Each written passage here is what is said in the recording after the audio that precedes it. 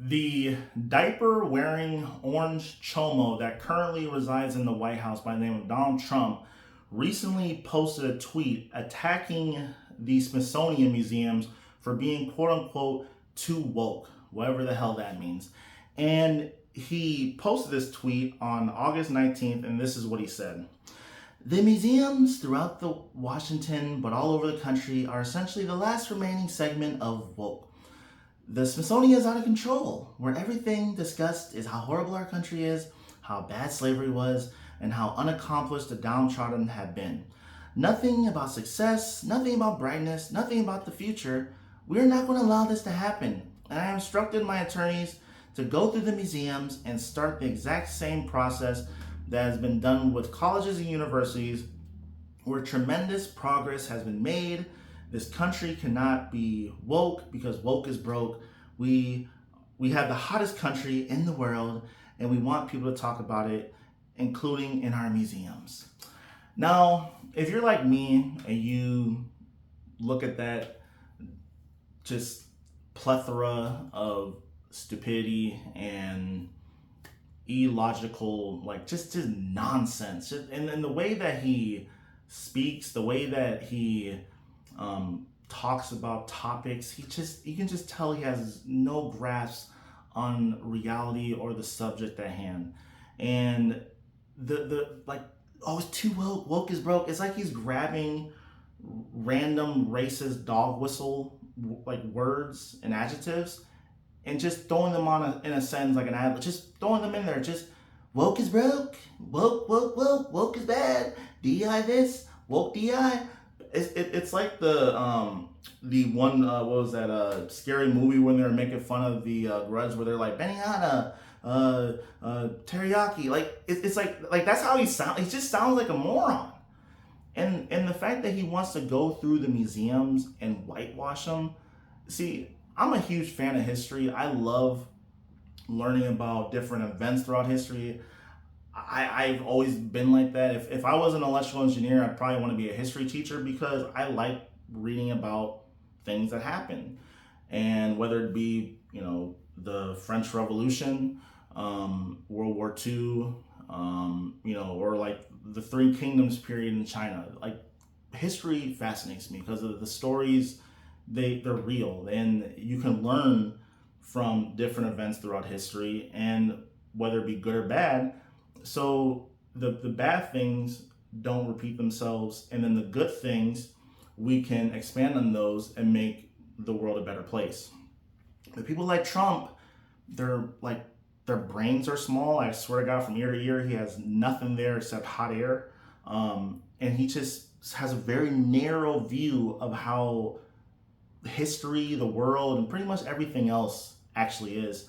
And it's hard to like argue when someone is so detached from reality, because like for instance, when we like my girlfriend and I, we went to Washington D.C. about a week before the election. This was our first time in D.C., and this is probably my sixth or seventh time in D.C. We actually went out there for a wedding from an old coworker, but I actually decided to stay a couple days, like 3 or 4 days, prior to like basically just explore the city and take her there because she's never been there. And it was a phenomenal experience. I mean, we went all over the capital area or whatever on the city bikes, which I will recommend is the way to go when it comes to being in DC. Do not bring a car. The only reason we drove a car out is because I had to drive to Maryland for the wedding on, I think it was Saturday. But I'll just say this: if you're flying into DC, do not rent a car. Get the city bike. It's like, I think, $1 to unlock, and it's 5 cents a minute, and it is really cheap to do. And we went everywhere. And it was a great experience. And I loved going to the Smithsonian museums. I went to the, actually, this was the first time I went to the African American History Museum and the Holocaust Museum, which is not a Smithsonian museum, but I went there. And we went to numerous art museums.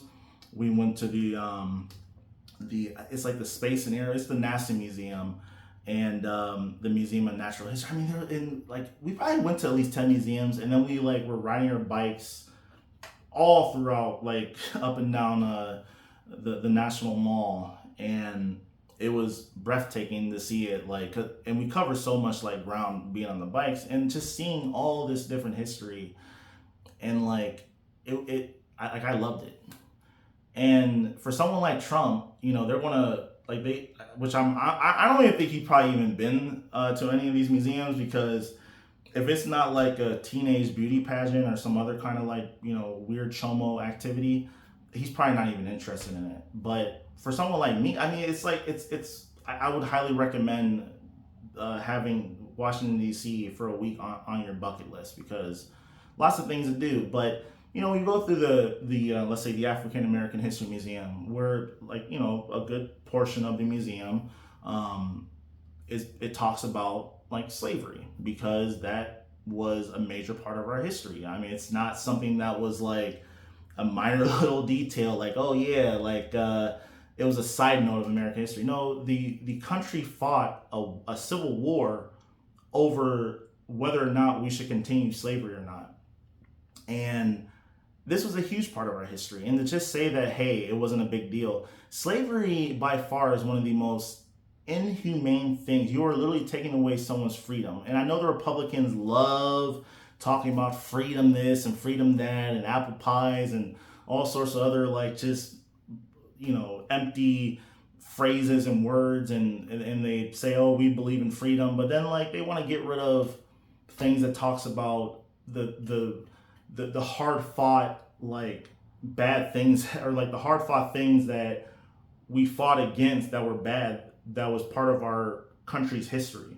Like my grandfather's grandfather was born a slave. Like this isn't some ancient abstract history. Like this is something that just maybe 4 or 5 generations ago, I would have been enslaved, or a very, very high percentage that I would be enslaved. And then people also tend to forget that, oh, like after the Civil War, they're free. What's the big? No. For another 100 or so years, we fought tooth and nail to even have the right to vote. Like in most parts of the South, African Americans were disenfranchised after the Reconstruction era, and people were lynched just for registering to vote, and or even something even less. Like if you painted your house a little bit nicer than your white neighbors, they'd get jealous and they'd kill you, and you'd have no recourse. Like my grandfather's family, because this is this is one I grew up being around on my mother's side. They like his entire like his father, my great grandfather, fled Georgia because in the 20s a lot of our family members were being attacked, and the brutality of the 20s was really bad for African Americans living in the South. And I have multiple accounts of family members in my family tree that were or throughout my family's history that were lynched. Like land was stolen. Like these are things that are all too common for many African Americans. But for people like Trump, it's like, oh, slavery wasn't that bad.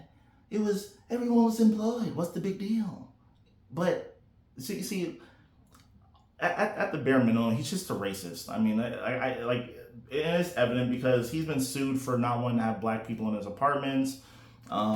He's said, like, he's the one who started the birther conspiracy with Obama. He talks about Hispanic people, and he said he's just all sorts of racist, homophobic, sexist. He even attacks people who are physically handicapped. Like when he did this, I thought that was the end for him. But no, his followers are like, yeah, he just says it like it is. And it's like, what's so hard about being a decent human being? Because at the end of the day, I want people to have health care.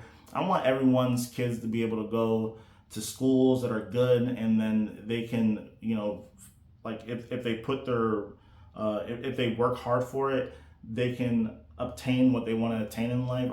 And if someone for instance, like no one should have to work multiple jobs just to be broke. I want people to live a happy life. Just because you work at a fast food place doesn't mean you shouldn't be able to, you should be able to provide for your family and then live a decent life. I'm not saying you have to have a luxurious life, but maybe a vacation here or there every year. I mean, just like, I don't know. Like, I want people to be able to have a happy life. And for the Republicans, they want to degrade people. They want to put people down. They want to erase history to make it seem like nothing even happened. And because the Republicans in many states are whitewashing slavery, yeah, I see you, Florida, and they want to take stuff out of history books, like a lot of this stuff that happened throughout history is bound to repeat itself. And people like Trump are just evil, wicked people. And I don't believe in heaven or hell, but recently he talked about he's concerned if he's going to go to heaven or not. And if there is a hell and a heaven, I guarantee you every last dollar I have that he's definitely going to go to a very warm place when he passes away. Just want to keep it a buck. And that's all I gotta say. Thanks for watching. Peace.